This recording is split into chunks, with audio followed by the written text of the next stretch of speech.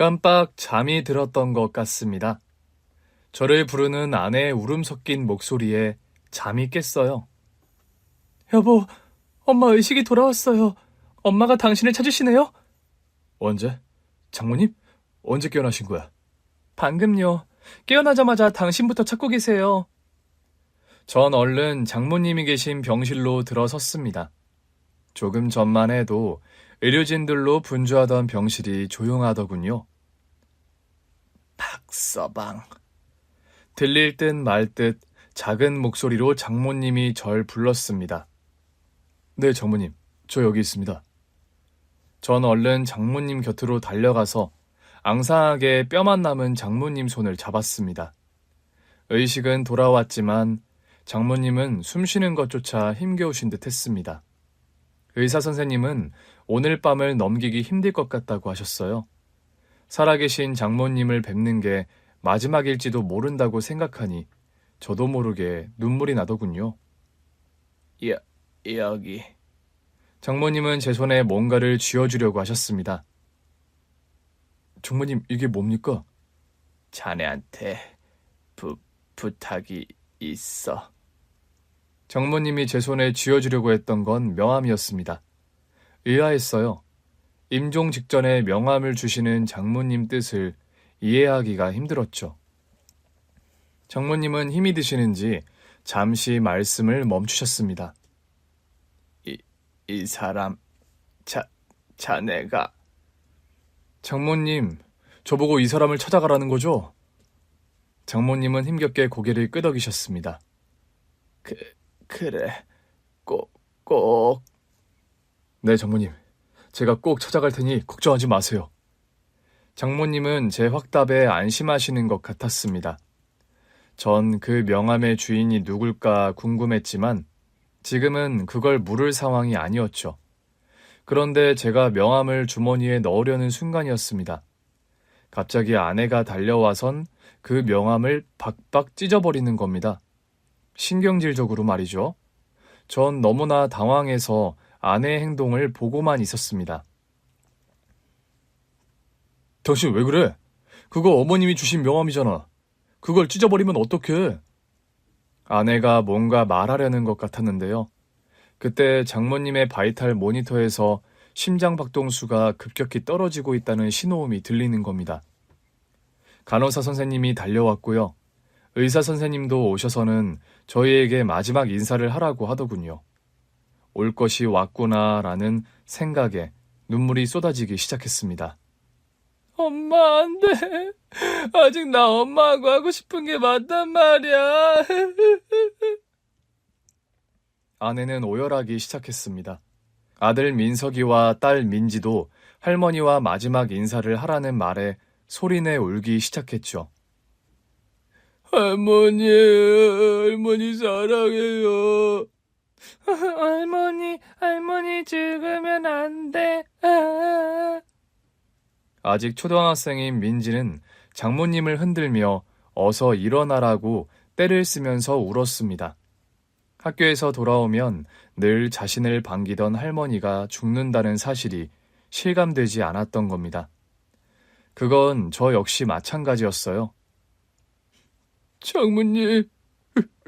장모님 덕분에 제가 부모님 사랑이라는 걸 맛봤습니다. 감사합니다, 장모님. 장모님께 마지막 인사를 하면서도 꿈이면 좋겠다 싶었습니다. 장모님은 제게 엄마 같은 분이셨습니다. 저를 사위가 아니라 친아들처럼 사랑해 주셨어요. 장모님, 좋은 곳으로 가서 편히 쉬세요. 사랑합니다. 엄마 사랑해요. 우리 꼭 다시 만나요. 아내도 저도 장모님과 작별하는 게 너무 힘들었습니다. 소란스러운 장례식장에서도 잠시 틈이 나면 장모님 생각에 눈물이 났습니다. 당신, 들어가서 잠시라도 눈 좀 붙여요. 어제도 꼬박 밤을 새우지 않았어요? 아니야, 난 괜찮으니 당신이나 좀 쉬어. 내일 장지까지 가려면 잠을 좀 자둬야지. 슬픔 때문인지 그리움 때문인지 잠도 오지 않았습니다. 장모님이 이젠 저희 곁에 없다는 사실이 믿기지가 않더군요. 장모님의 장례를 마치고 집에 돌아오니 허전함은 더했습니다. 집안 곳곳에 남아있는 흔적 때문에 장모님이 너무 그리워지더군요. 아내 역시 마찬가지인 것 같았습니다. 잠자리에 누워서도 잠들지 못하고 계속 뒤척였어요. 당신 피곤할 텐데 잠이 안 와? 당신도 잠이 안 오나 보네요.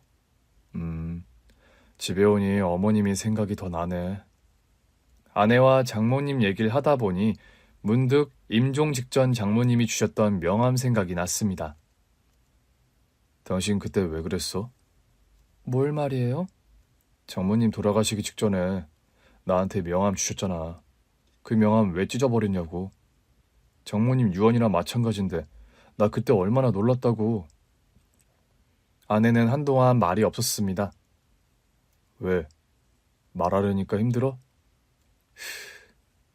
그 명함 우리 아빠 명함이에요. 응? 그게 무슨 말이야? 당신 아버지 돌아가셨다고 하지 않았어? 그랬죠. 엄마는 나한텐 죽은 사람이나 다름없죠. 아내는 아버지가 초등학교 때 돌아가셨다고 했습니다. 그래서 장모님이 보험 일을 하시면서 힘들게 자신을 키웠다고 했어요. 일부러 당신한테 거짓말하려고 한 건 아니에요. 우리를 버리고 간 그 순간 아빠는 나에게 죽은 사람이 됐거든요. 아내가 초등학교 3학년 때 있었던 일이라고 합니다. 학교에 돌아오니 엄마가 울고 있었다고 해요. 집안엔 깨어진 그릇이며 옷가지들로 난장판이었다고 하죠.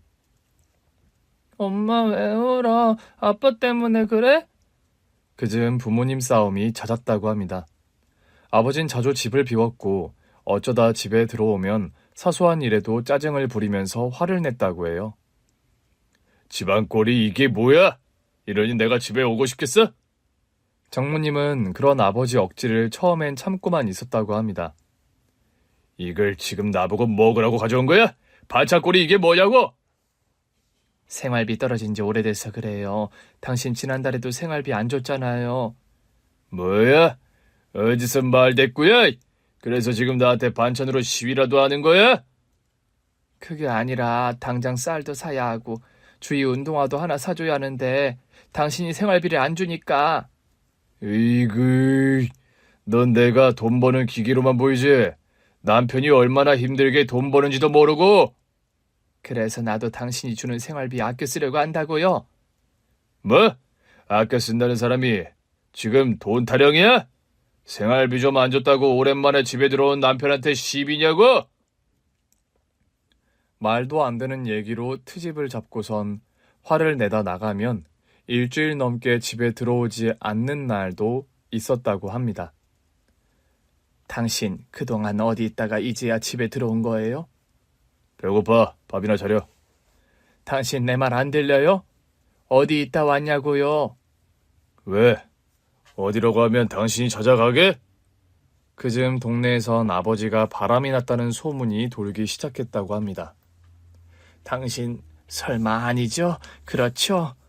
뭐가 아니라는 거야? 아, 피곤해. 밥은 됐고 나 자야겠으니까 가서 이불이나 꺼내. 왜 아니라고 말 못해요? 당신 여자 생긴 거 맞냐고요? 이 사람이 어디서 무슨 얘기를 들었길래 생사람을 잡는 거야? 하여튼 사람 피곤하게 하는 데는 1등이라니까.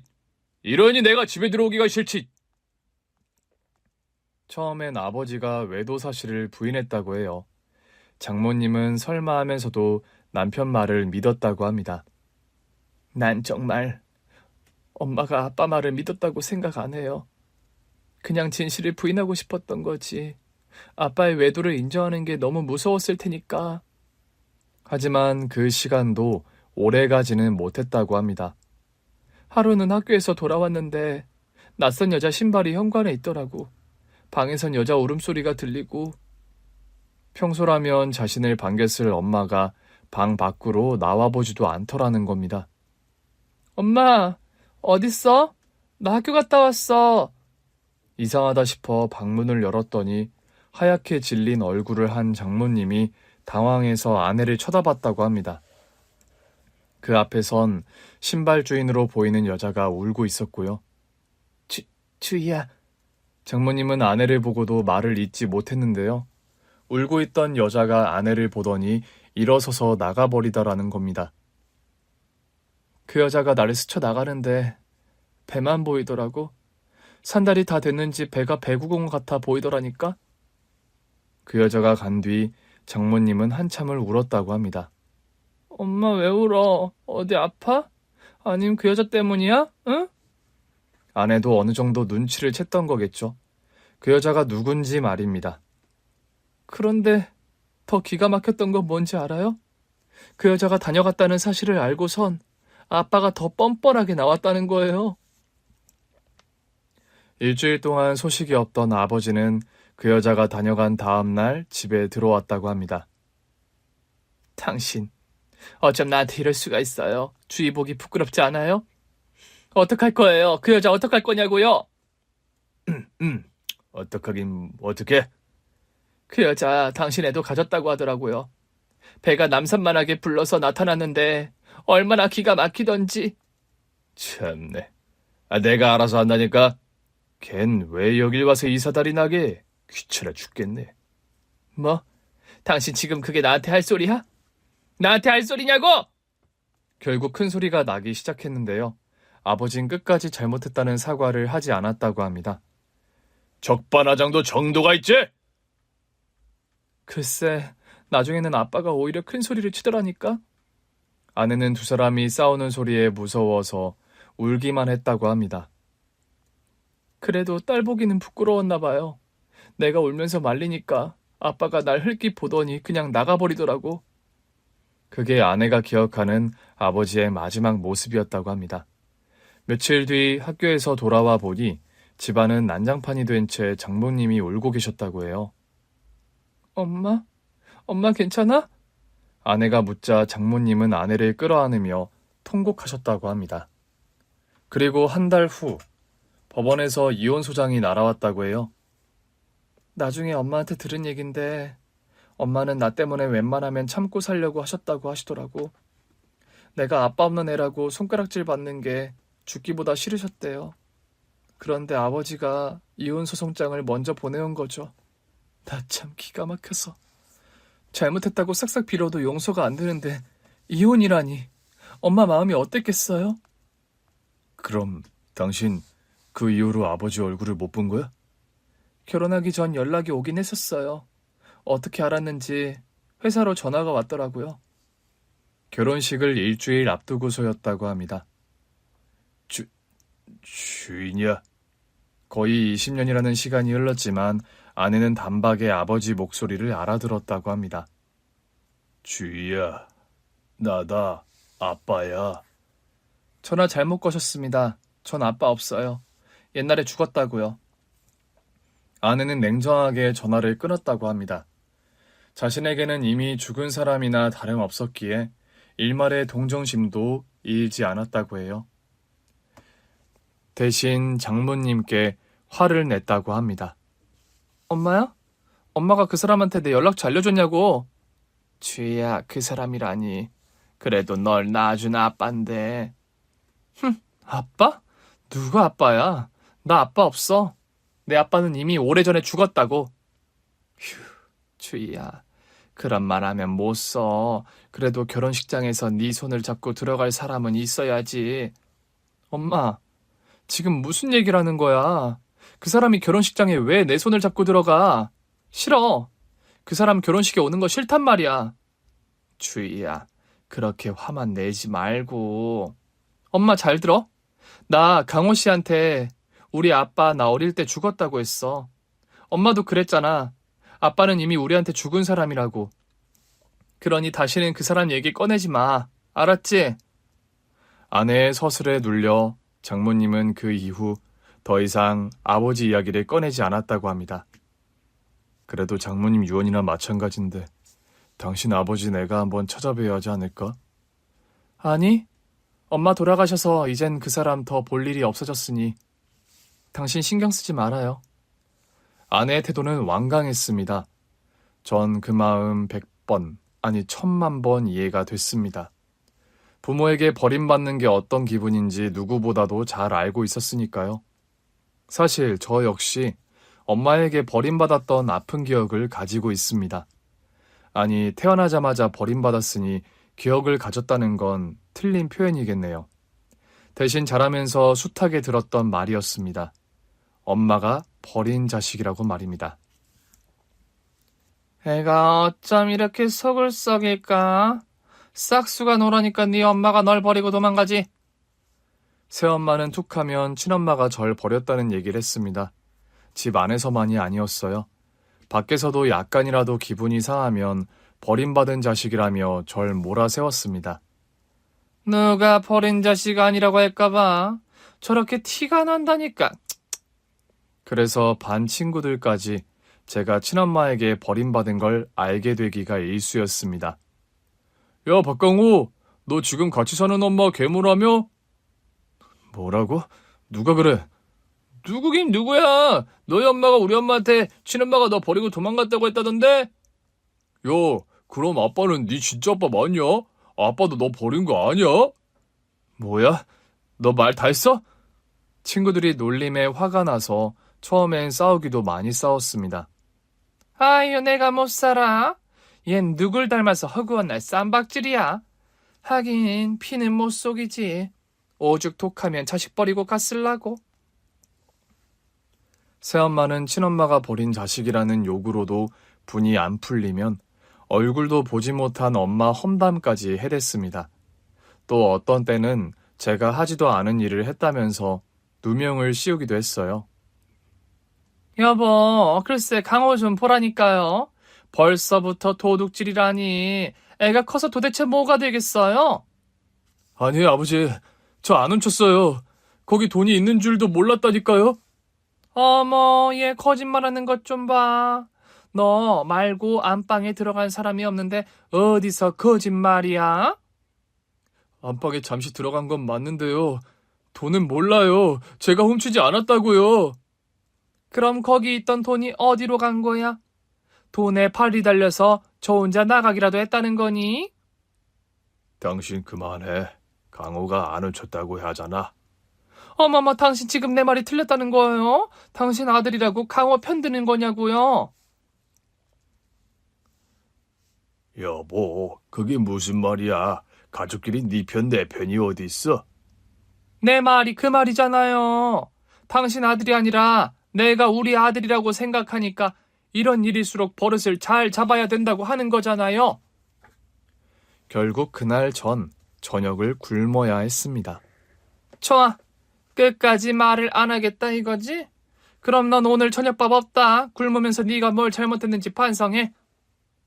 새엄마는 다음 날도 아침밥을 주지 않았습니다.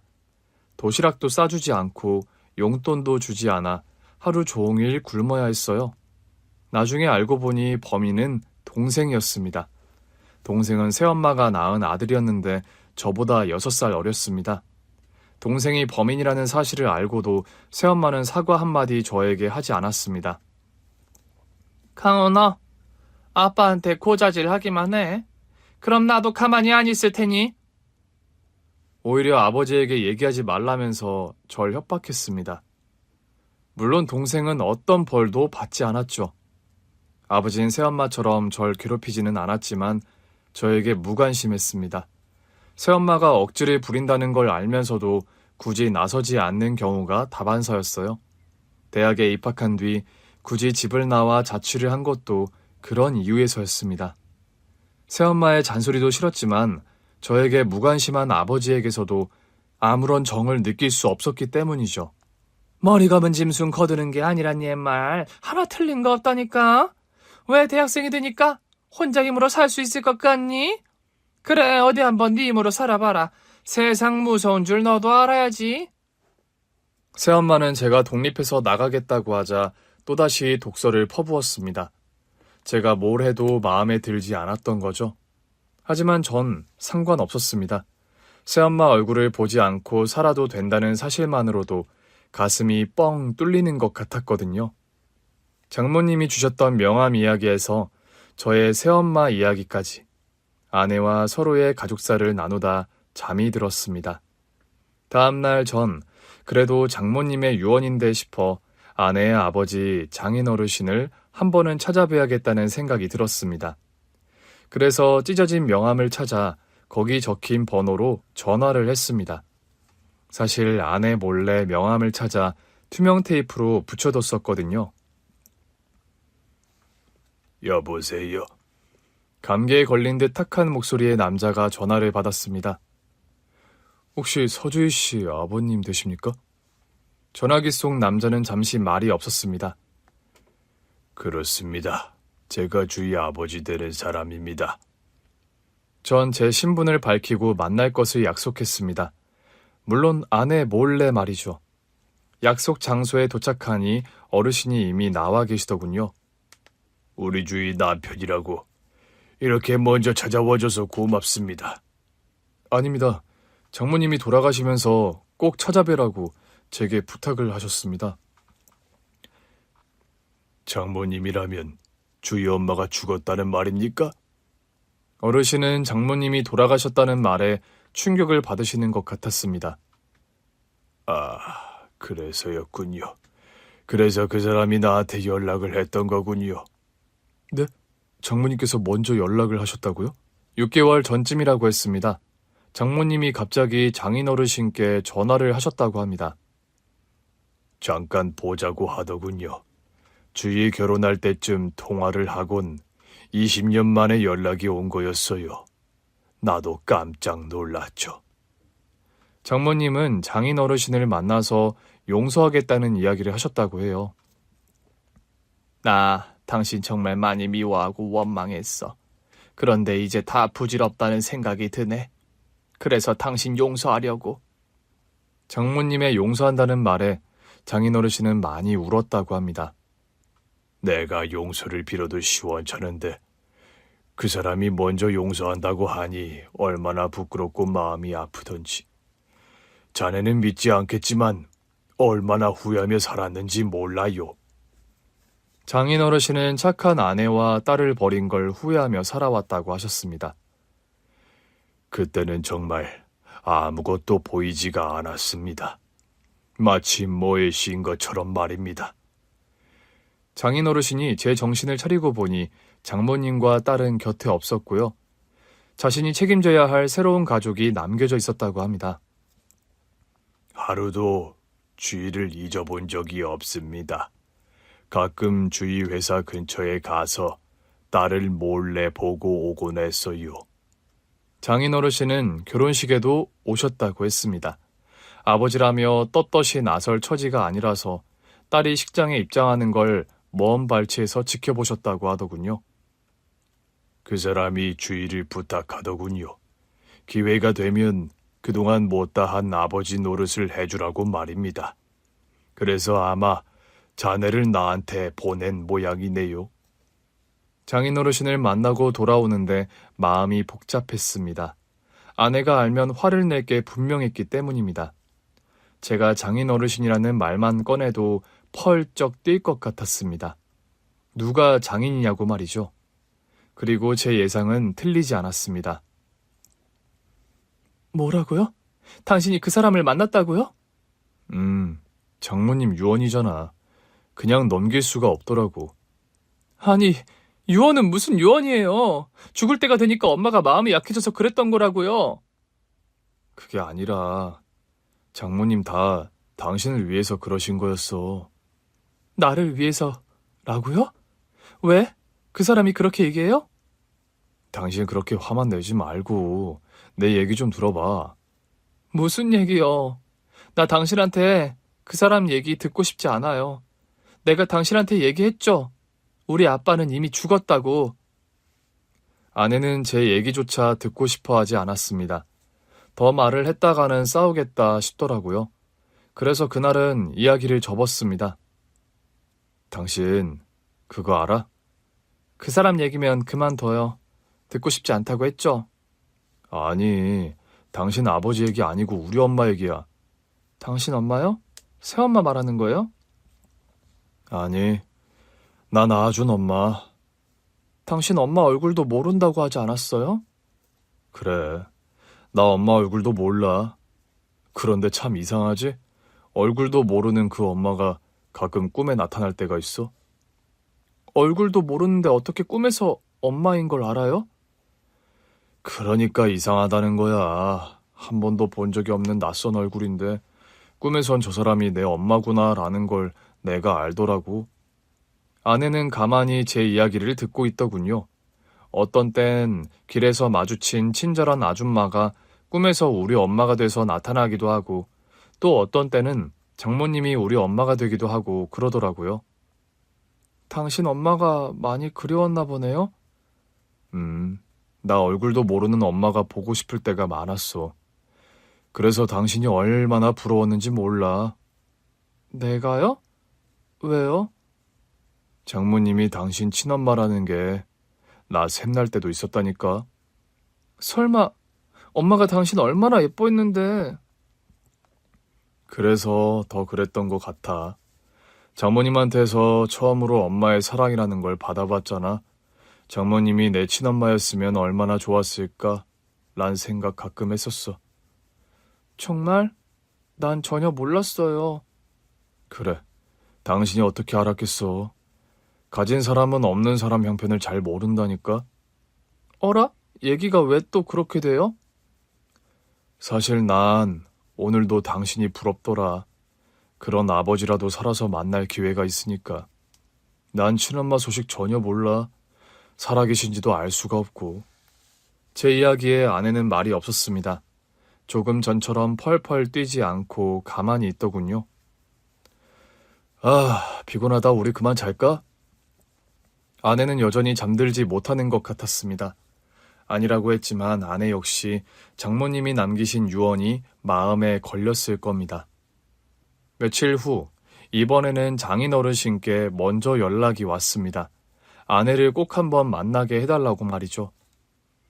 염치 없지만 자네밖에 부탁할 사람이 없어. 주위 한 번만 만나게 해줄 수 없겠나? 장인어르신은 말씀을 하시면서도 계속 기침을 하셨습니다. 첫 만남에서도 느꼈던 거지만 어딘가 아파 보이셨어요. 장인어르신은 고급스러운 차림새였지만 왠지 초췌해 보였거든요. 아버님, 어디 몸이 안 좋으십니까? 기침 소리가 많이 안 좋은데요. 자네에게 부담이 될까봐 이 말은 안 하려고 했는데 사실 나 암이야. 살 날이 얼마 남지 않은 것 같아. 연신 기침을 해대며 부탁하시는 장인어르신이 너무 딱해 보였습니다. 그래서 전 아내를 만나게 해드리겠다고 약속을 하고 말았습니다. 당신, 그 사람 만나지 말라는 내 얘기 뭘로 들은 거예요? 아내는 제 얘기에 화부터 냈습니다. 알지. 나 당신 마음 안다고. 그런데 또 그 사람을 만났단 말이에요? 그럼 어떻게 회사 앞까지 찾아오셨는데. 게다가 아버님 건강도 많이 안 좋으신 것 같더라고. 아버님이라뇨? 누가 당신 아버님이라는 거예요? 여보, 지금 그게 중요한 게 아니야. 당신 아버님 암이래. 얼마 남지 않으신 것 같아. 암이라는 말에 아내도 놀라는 것 같았습니다. 당신 마음 나도 아는데 암이라고 하시잖아. 만약 이대로 돌아가시면 당신 후회 안 하겠어? 후회할 일 하지 말고 한 번만, 딱 한 번만 만나자, 응? 장인어르신이 돌아가실지도 모른다는 말에 아내는 고집을 꺾었습니다. 이틀 뒤 조용한 레스토랑에서 장인어르신을 만났어요.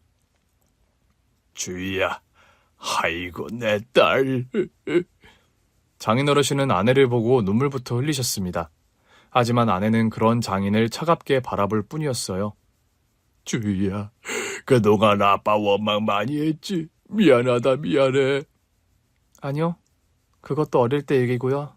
이젠 그런 감정도 안 남아있어요. 아내의 냉랭한 태도에도 불구하고 장인어르신은 아내의 손을 잡으며 좋아하셨습니다. 죽기 전에 이렇게 널 보다니. 내가 이제 죽어도 한이 없다. 한이 없어. 다행히 아내는 장인어르신께서 잡은 손을 뿌리치지는 않았습니다. 하지만 끝까지 아버지라고 부르지 않더군요. 돌아오는 차 안에서도 이렇다 할 말 한마디도 하지 않았습니다. 전 그런 아내의 마음을 충분히 이해할 수 있었습니다. 저도 비슷한 경험을 한 적이 있었으니까요. 대학 3학년 때였던 것 같습니다. 아르바이트를 마치고 집으로 돌아왔는데 아버지가 자취방 앞에서 절 기다리고 계셨습니다. 아버지? 어쩐 일이세요? 강호, 너 이제 집에 오는 거냐? 네, 알바 마치면 늘 이 시간이에요. 잠시 들어가시겠어요? 자취방에 아버지와 둘이 있는데 어색하기 이를 데 없었습니다. 아버지와 마주 앉아서 서로 이야기를 나눴던 기억이 없었거든요. 알바는 힘들지 않아? 네, 할만해요. 딱히 할 얘기도 없었습니다. 당연히 대화가 이어지지 않고 뚝뚝 끊어졌습니다. 강호야. 네. 미안하다. 아버지가 너한테 미안해. 아버지는 뜬금없이 미안하다는 말을 하시고선 바로 일어나셨습니다. 아버지를 배웅하고 돌아오니 방바닥에 하얀 봉투가 있더군요. 봉투를 열어보니 500만 원이 들어있었습니다. 독립하겠다고 나간 아들이 아마도 걱정이 되어 오셨던 것 같았습니다. 하지만 그 돈을 보며 전 마음이 착잡했었습니다. 처음엔 아버지의 무관심이 미웠습니다. 원망도 했어요. 하지만 시간이 흐르니 그런 감정조차 무뎌지더군요. 사랑의 반대말은 미움이 아니라 무관심이라는 말이 맞았습니다.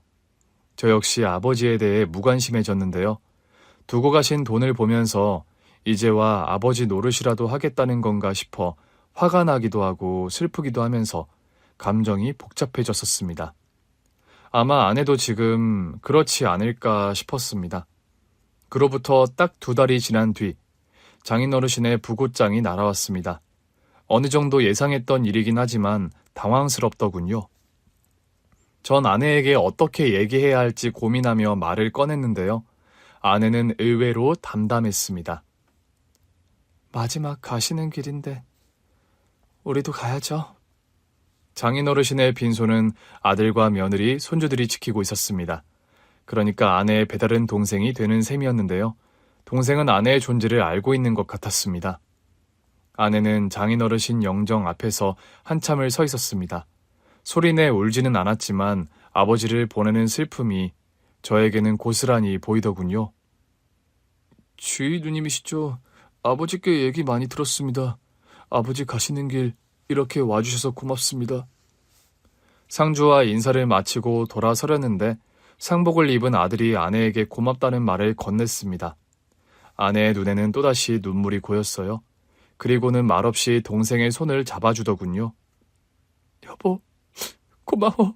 당신 말이 맞았어. 나 당신 아니었으면 평생 후회하며 살았을 거야. 아니야. 다 장모님 덕분이지. 장모님이 아니었으면 내가 어떻게 장인어르신을 만날 수 있었겠어. 그러네. 엄마 덕분이네. 우리 엄마 참 아빠를 어떻게 용서할 수 있었는지 몰라. 아내의 이야기를 듣다 보니 새삼 또 장모님이 그리워졌습니다. 여보, 난 다음 생애에선 장모님 아들로 태어나고 싶어. 정말이야? 진심이었습니다. 장모님은 늘 제 편이셨으니까요. 장모님이 엄마처럼 처음으로 제 역성을 드신 건 아이러니하게도 상견례 자리였습니다. 새엄마는 친엄마에게 버림받았다는 얘기로 또 저의 흉을 장모님께 늘어놓으려고 했어요. 곧 사돈지간도 되고 해서 드리는 말씀인데요. 우리 강우가 어른을 잘 섬길 줄을 몰라요. 피는 못 속인다고 지엄마가 갓난아기 때 버리고 도망갔거든요. 네, 박서방에게서 들어서 그 얘기는 이미 알고 있습니다. 어머, 강우가 그런 얘기도 했어요? 별일이네. 제 친엄마 얘기라면 눈에 쌍심지를 켜는 애가. 그런데 전 사부인께서 박서방 아기 때부터 키우셨다고 들었는데요. 아유, 말도 마세요. 저 또한 땐 어린 걸 제가 다 키웠잖아요. 강호 키운다고 제가 얼마나 마음고생 많이 했는지 몰라요? 그러세요. 그럼요. 제가 피는 못 속인다고 했잖아요. 애가 어릴 때부터 얼마나 거짓말을 잘하던지. 사부인, 그렇다면 그건 엄마 교육에 문제가 있었다는 거 아닙니까? 핏줄과는 상관없는 것 같은데요. 네? 뭐라고요? 엄마 교육에 문제가 있다고요? 사부인, 그럼 제가 잘못 가르쳤다는 겁니까, 지금? 아니, 사부인께서 잘못 가르쳤다는 게 아니고요. 이치가 그렇잖아요. 도둑놈 핏줄이 따로 있는 게 아니지 않습니까? 어떻게 가르치냐의 문제지요. 아니, 그게 아니죠. 아, 그렇습니까? 아이고, 전 박서방이 요즘 사람답지 않게 예의도 바르고 착하길래 부모님이 가정교육을 잘 시키셨나 보다 했는데 오늘 사부인 얘기 들으니 그게 다 핏줄 덕분이었네요. 새엄마의 길을 꺾고 자신의 편을 들어준 사람은 장모님이 처음이었습니다. 그날 새엄마는 한마디도 더 보태지 못했어요. 결혼해서도 마찬가지였습니다.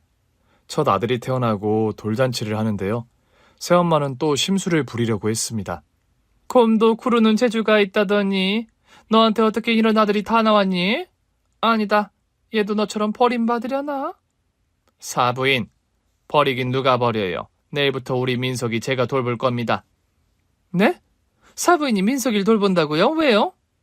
왜긴 왜입니까? 제가 베이비시터를 차청했으니 그런 거죠. 그러니 이제부턴 출입을 좀 자제해 주세요. 사돈끼리 그 정도의 예의는 지켜주셔야죠. 사부인, 예의 중요하게 생각하시는 분이시니까 제가 따로 말씀 안 드려도 되겠죠? 새엄마는 저뿐 아니라 아내에게도 억지를 부리곤 했습니다.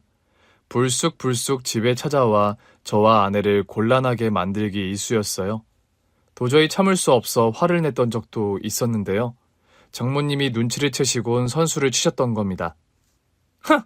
세상 참 좋아졌네, 좋아졌어. 장모가 사위 집에 들어가서 산다니, 안 그래요, 여보? 당신, 그만 좀 해. 사부인 보기 부끄럽지도 않아? 아니, 당신은 왜 화를 내고 그래요? 내가 뭘 잘못했다고? 내 말 틀린 거 있어요? 당신, 강호일이면 못 잡아먹어서 안달이잖아. 당신의 그 음흉한 속내, 내가 그동안 몰라서 참은 줄 알아? 뭐라고요? 음흉하다고요? 당신 지금 말 다 했어요? 어헛, 조용히 하지 못해? 여기 민석이 돌잔치 자리야. 어디 교양 없이. 뭐, 교양? 아이고, 지금 이 자리가 다 누구 덕분인데, 갓난 핏덩이를 고생해서 키운 게 누군데? 당신 그만하지 못해? 그래, 못한다. 지금까지 내가 강호 재 키운다고 얼마나 고생을 했는데, 이빨은 소리 좀 했다고, 아이고.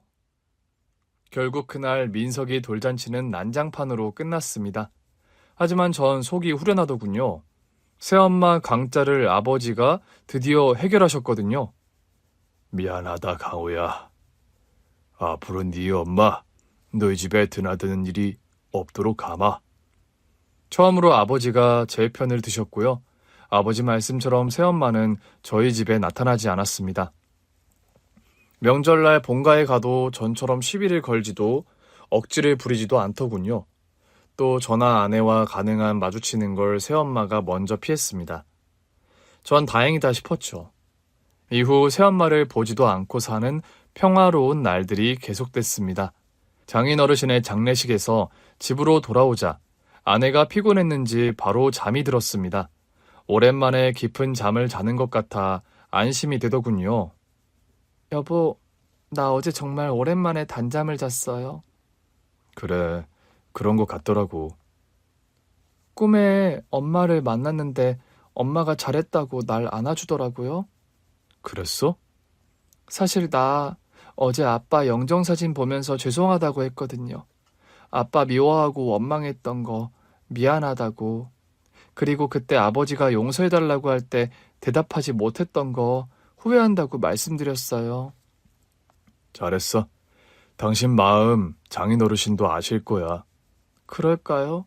아빠도 아실까요? 그럼 나도 보이던데 장인어르신은 당연히 아시지. 아버지를 용서했기 때문일까요? 아내의 얼굴이 훨씬 밝아 보였습니다. 장인어르신의 장례가 끝난 후 일주일 뒤에 아내는 동생으로부터 뜻하지 않은 연락도 받았습니다. 주인님, 제가 연락드려서 많이 놀라셨죠? 아, 네. 좀 놀라긴 했어요. 말 편하게 놓으세요. 제가 누님보다 10살이나 아래입니다. 10살 아래라는 말에 아내는 문득 옛날 일이 떠올랐다고 합니다. 학교에서 돌아왔는데 엄마 앞에서 울고 있던 여자 말입니다. 그때 그 여자가 만삭이었던 게 기억났다고 해요. 아버지가 누님 얘기 많이 하셨어요. 제 얘길요? 네, 제 성격이 누님과 많이 닮았다고요. 동생은 아버지의 유언을 전하기 위해 찾아왔다고 했습니다. 아버지가 누님께도 유산을 남기셨어요. 누님께 못할 짓을 했다고 많이 후회하셨거든요. 유산이라는 말에 아내도 저도 얼떨떨했습니다. 아버지 유언이니 부담 가지지 말고 받아주세요. 그래야 아버지도 평안하게 눈을 감으시죠. 장인어르신이 아내에게 남긴 유산은 서울 근교의 작은 땅이었습니다. 나 어릴 때 아빠랑 주말 농장에 가곤 했었어요. 상추랑 고추랑 감자도 심었는데 얼마나 재밌었다고요. 그때 아빠가 그랬어요. 아빠 돈 많이 벌어서 나중에 시골에 근사한 집 지을 테니까 나 결혼해서 자주 놀러 오라고요. 장인어르신의 빅피초였네. 당신 결혼해서도 오라고 하셨으니. 그러게요. 그때 아빠는 지금 같은 상황을 상상도 못 하셨을 테니까요. 그럼 나중에 우리가 거기 가서 집 짓고 살까? 우리 애들이 결혼해서 놀러 오게. 화해는 또 다른 화해를 낳는 것 같습니다.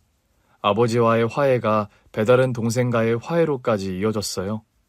장례식 이후 동생은 가끔 우리에게 연락을 했고요. 지금은 가족끼리도 서로 왕래하는 사이가 됐습니다. 졸지에 전 처남이 생겼는데요. 처남이 있으니 좋더라고요. 형님, 이번 주말 날씨 좋다고 하던데 다 같이 캠핑 어떠세요? 캠핑 좋지. 민석이 엄마한테 내가 얘기해볼게. 네, 고기하고 간식은 제가 준비할게요. 아니야, 지난번에도 처남이 준비했잖아. 이번엔 우리 집에서 할게. 아니에요, 제가 거래하는 좋은 데가 있어서 그래요. 고기는 제가 준비할 테니 형님은 좋은 와인 좀 부탁드릴게요. 새로운 가족이 생기니 좋았습니다. 아니, 서로의 아픔을 보듬어주는 가족이 있으니 삶이 달라지는 것 같았습니다. 누님, 고기 맛 어떠세요? 제가 특별히 좋은 걸로 부탁해서 가져온 겁니다. 정말? 그래서 그런지 입에 살살 녹는 게 완전 꿀맛인데? 아유, 형님, 말도 마세요. 이이가 고기 숙성시킨다고 냉장고를 다 차지했었다니까요. 숙성을 잘해야 제맛이 난다나 뭐라나. 하여튼 형님 가족이랑 캠핑 간다고 하면 어찌나 유별나게 준비를 하는지. 야, 우리 처남한테 감사해야겠는걸. 아무나 이 고기 맛을 볼 수 없다는 거잖아. 안 그래, 여보? 그래, 대규야 너무 고맙다. 이 사람이랑 캠핑 가잖아? 그럼 고기가 뭐니 라면도 제대로 얻어먹기 힘들다니까. 뭐야 당신, 지금 동생 있다고 나한테 유세하는 거야? 그럼요, 이 정도 급이면 유세할만 하죠. 하하. 누님, 얘기만 하세요. 누님이 원하시면 꿀맛 같은 고기 언제든 대령하겠습니다. 헤헤. 아내도 그랬지만 처남 역시 상처를 아는 채 살아왔었다고 해요. 외도로 낳은 아들이라는 꼬리표가 늘 따라붙었었다고 하는데요. 아내와의 화해로 그 꼬리표에서 마음이 해방됐던 겁니다. 그리고 저 역시 친엄마에 대한 미움에서 벗어나게 됐습니다. 그토록 그리워하면서도 원망했던 엄마를 만나게 됐기 때문입니다. 그날은 주문량이 많아 회사 일이 분주하게 돌아가고 있었던 때였습니다. 점심때쯤 아버지에게 전화가 온 겁니다. 강호야, 통화 괜찮니? 네, 아버지, 무슨 일 있으세요? 웬만한 일에는 연락을 하지 않던 아버지라 전 무슨 일이라도 생겼나 싶어 걱정이 됐습니다. 무슨 일이 있는 건 아니고 아버지는 잠깐 뜸을 들이시더군요. 네 엄마한테 연락이 왔어. 네 친엄마 말이다. 아버지로부터 친엄마라는 말을 듣는데 왠지 남의 일 같았습니다. 그냥 너한테도 얘기를 해야 할 것 같아서 그만 끊는다. 제가 대답이 없자 아버지는 전화를 끊으셨어요. 전 어찌할 바를 모르겠더군요. 까맣게 잊고 지내던 친엄마 소식을 들었는데 아무런 감정도 느낄 수가 없었습니다. 당신 무슨 일 있었어요? 얼굴이 안 좋아 보이네? 그래? 네, 회사에 뭔 일이 있었어요? 요즘 경기가 많이 어렵다던데 당신 회사에도 그 불똥이 튄 거예요? 아니야. 어제부터 주문량이 쏟아져서 오늘도 하루 종일 눈코 뜰 새 없이 바빴어. 그래요? 그건 다행이네요. 여보, 당신 좀 이상하다. 왜 그렇게 심각해요? 오늘 점심 때 아버지한테 전화가 왔었거든? 아버님이 왜요? 어디 아프시다고 하세요? 아니, 그게 아니고 엄마한테 연락이 왔다고 하시더라고. 네? 엄마한테 연락이 왔다니요. 어머님 어디 가셨어요? 아니, 새엄마가 아니고 나 낳아준 친엄마한테서 연락이 왔다고. 정말요? 당신 친엄마 살아 계신데요? 그런가 봐. 근데 그 얘기를 듣는데 실감이 안 나더라고. 당연하죠, 여보. 당신 얼굴도 모른다면서요. 그래도 내가 그동안 그리워하고 미워한 시간이 있는데 어떻게 이렇게 아무런 감정이 안 느껴지지? 당신 너무 오랫동안 보고 싶어 해서 그럴 거예요. 그런가? 그래서 이렇게 무덤덤한 건가? 아내는 친엄마를 당장이라도 만나러 가야 한다고 했습니다. 전 좀 주저되더군요. 당신, 내가 아빠 만나러 가지 않겠다고 했을 때 나한테 했던 말 기억나요? 지금 안 만나면 평생 후회할 거라고 했지.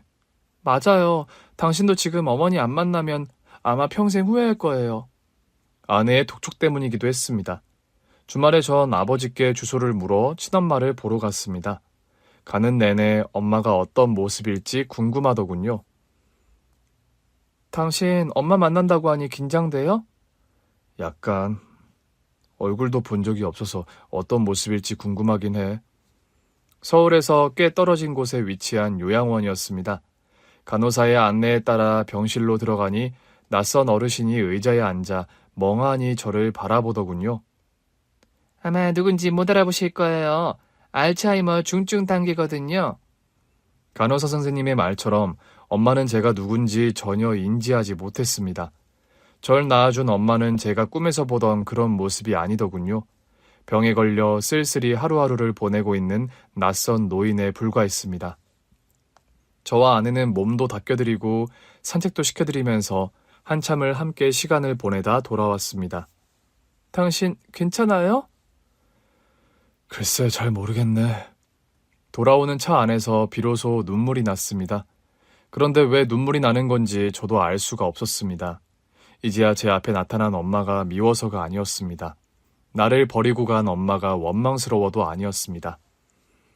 새엄마에게 구박받으며 살아온 세월이 억울해서도 아니었습니다. 인생이 참 덧없다는 생각에 눈물이 나더군요. 엄마는 아마 자신의 행복을 위해 저와 아버지를 버리고 떠났을 겁니다. 아버지가 언젠가 그랬거든요. 네 엄마가 너무 미워서 그랬어. 너만 보면 네 엄마 생각이 나서 견딜 수 없더라고. 그래서 널 외면했던 것 같다. 미안하다, 강호야. 아버지는 엄마에 대한 배신감 때문에 힘든 세월을 사셨습니다. 엄마의 배신의 대가로 저 역시 불행한 성장기를 보냈죠. 그럼 엄마라도 행복했어야 되는 거 아닙니까? 그런데 늙고 병들어 누구도 알아보지 못하는 상태가 돼서 나타난 엄마를 보니 마음이 착잡했습니다. 엄마는 평생 엉뚱한 곳에서 행복의 파랑새를 찾아다녔구나 싶었습니다. 당신 울어요? 이상하게 눈물이 나네. 왜? 엄마 보고 나니까 슬퍼요? 치매라고 해서? 아니, 그냥 인생이 참 덧없다는 생각이 들어서. 그렇죠. 인생이 참 짧죠? 당신도 그런 생각했어? 그럼요. 당신은 엄마 때문에, 나는 아빠 때문에 힘들었잖아요. 근데 그분들 왜 그렇게 사셨나 싶어요. 사랑하며 살아도 부족한 게 인생인데 말이에요. 당신 말이 맞아. 우린 그러지 말자고. 그래야죠. 당신과 나 아픔을 겪은 만큼 더 사랑하면서 살아야죠. 그래. 우리 민석이랑 민지 아끼고 사랑하면서 지금 행복하자고. 비슷한 아픔을 겪고 그 상처에서 벗어났기 때문일까요? 많은 말을 하지 않아도 아내는 제 마음을 다 알더라고요. 여보, 우리 오랜만에 가족이 함께 영화라도 보러 갈까? 좋아요. 영화 보고 맛있는 것도 먹어요. 늘 보던 아이들인데 그날만큼은 민석이와 민지가 너무 보고 싶더라고요. 엄마, 나 저녁에 친구들이랑 약속 있는데. 취소해. 오늘은 꼭 가족이 같이 영화 보고 외식해야 한다고. 진작 얘기를 하지. 엄마는 참. 중학생 아들 민석이는 툴툴거리더군요. 진짜 아빠랑 같이 영화 보러 가는 거야? 와, 신난다. 초등학생 3학년인 딸은 신난다는 반응이었어요. 그날 저희는 딸이 좋아하는 애니메이션을 관람하고 아들이 좋아하는 피자를 먹었습니다. 행복이 저 멀리 있는 게 아니더군요. 가족이 함께 즐겁게 웃을 수 있다는 게 바로 행복이 아니겠습니까? 누구나 쉽게 이 행복을 누리는 것 같지만 또 그렇지만도 않은 것 같습니다. 소소한 일상에서의 행복을 행복이라고 감사하지 못하는 경우도 많으니까요. 하지만 저와 아내는 잘 압니다. 지금 이렇게 아이들과 웃을 수 있다는 게 행복이라는 것을요.